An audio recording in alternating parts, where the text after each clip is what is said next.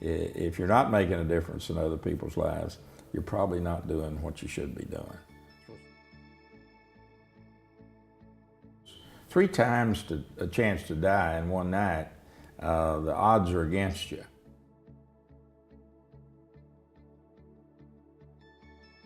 As I always say about Coach Taft, the same person you see in an interview on television, leading the American Football Coaches Association, anything he's doing, he's that same person everywhere. There's a lot of ways you could phrase what you want to try to do, but I simply say this: I want to make a difference.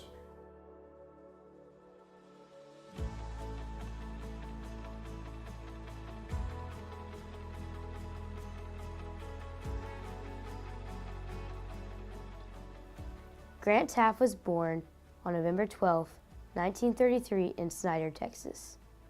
I was very blessed to grow up in a family that taught me values, not only through their words, but through the way they lived their lives. They also taught me a great work ethic. Grant Taft played football, basketball, and track at Snyder High School and graduated in 1951 as first team All-District in football. I decided that I wanted to be like my high school coaches. I wanted to coach, and I wanted to coach football.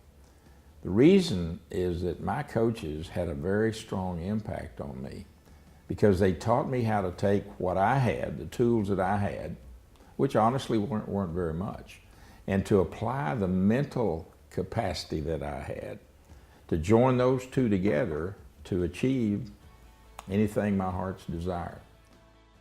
He went to San Angelo Junior College and McMurray College. He played football and was captain at both. He graduated in 1956. In the same year, Taft became the assistant coach at Lubbock High School. It was a great chance for Taft to start his career.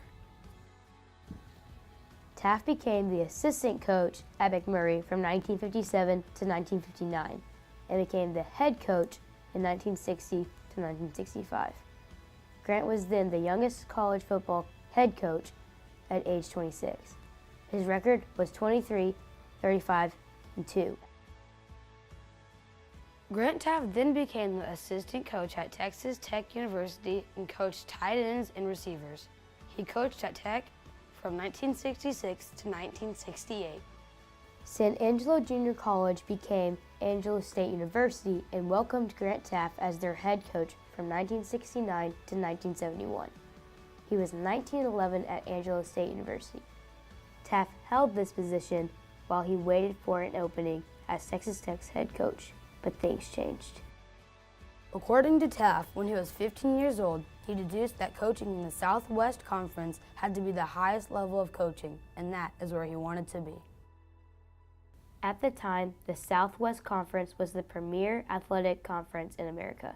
It featured 8 teams: Baylor, Texas Tech, Texas, Texas A&M, SMU, Rice, TCU, and Arkansas. Baylor, at the time, was struggling. In 5 years, their record was 7-43. Baylor was about to drop out of Division I football. Jack Patterson, an old friend who was then the athletic director at Baylor, asked Taft to be the head coach to try to make them Division I material, but Taft declined. Why would anybody want the Baylor job, much less me, who had greater ambitions? But compelled I was when I got here. So after visiting with him for about 2 or 3 hours, and remember, I never saw any facilities, which was a mistake, by the way. They were terrible. I said, I'll do it. I'll come to Baylor. I'll turn your program around. In Taft's first 2 seasons, he went 5-6 and 2-9, which even with a losing record was a huge improvement, and Taft was just getting started. So we had all the freshmen, probably 20, 30 of us. He brings us all in this room, and he begins to tell us what the next couple of weeks is going to look like. So, I mean, this is my first time on the college campus, first college practice. I didn't really know what to expect. And, you know, I was a pretty decent high school athlete, so I felt confident about myself. But he comes in and he looks us straight in the face and he says, "You're going to work harder than you ever have in your life." And the way he said it, it kind of scared me. I was like, wow, man, maybe I'm not certain about what I just got myself into. I don't know if I can handle this. He was just very serious about it. But then he transitioned from that statement, and then he began to give us this talk about goal setting. And he says, he talked about how you can take something very big and very challenging, something that's far beyond what you think you can accomplish, and if you break it into small sized chunks, so you do one thing every month, one thing every week, one thing every day that gets you toward your goal. And as he talked about that, my fear of the hard work kind of dissipated. It's kind of like, oh, well, okay, I see how I can do this. So he made that very realistic to me. He took something that was very challenging, made it very doable, and I've been setting goals ever since then. In 1974, the Baylor Bears beat Texas in the Miracle on the Brazos. The huge victory over Texas is still considered the miracle of the Brazos. Do you consider it a miracle? Absolutely not. The word miracle irritates me a lot. It's not as bad as it used to, because it was not a miracle. It was done the old-fashioned way, with hard work, strong commitment, a great plan, and most importantly, the belief that we could do it. The Bears went 8-3 and won the Southwest Conference. Taft was the AFCA Coach of the Year. They played Penn State and Joe Paterno in the Cotton Bowl Classic, but the Bears lost 41-20. It was the first bowl game for the Bears in 11 years. In 1979, the Bears won the Southwest Conference again and went on to beat the Clemson Tigers in the Peach Bowl. Then, in the 1980-81 season, the Bears faced Alabama in the Cotton Bowl, where they lost 30-2. Even after what could be considered a humiliating loss, Taft and his team refused to give up. Taft often went to great lengths to inspire and motivate his players, including putting a live worm in his mouth.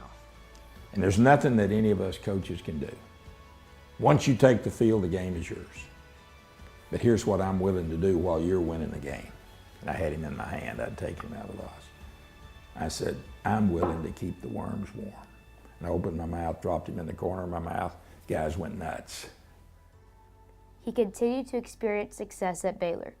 He led the team to the Bluebonnet Bowl, the Liberty Bowl, then back to the Bluebonnet Bowl and the Copper Bowl. 1992 was Taft's final season as head coach of the Baylor Bears. In his last game at Floyd Casey Stadium, BU defeated Texas, and he walked off the field for the last time with his family. The Bears made it to the Sun Bowl and defeated Arizona 20-15. Grant Taft retired from coaching athletes and began to coach coaches. In 1994, he became the executive director of the AFCA, where he still works today. When I took the job as executive director of the American Football Coach Association, one of the reasons I took it was that I would have the opportunity to help coaches become better tomorrow than they are today. Grant Taft has won many awards, most recently being the Contributions to College Football Award. And if you make a difference in lives, you're doing things the way you should be. I continually talk to our coaches about being a husband, being a father at home.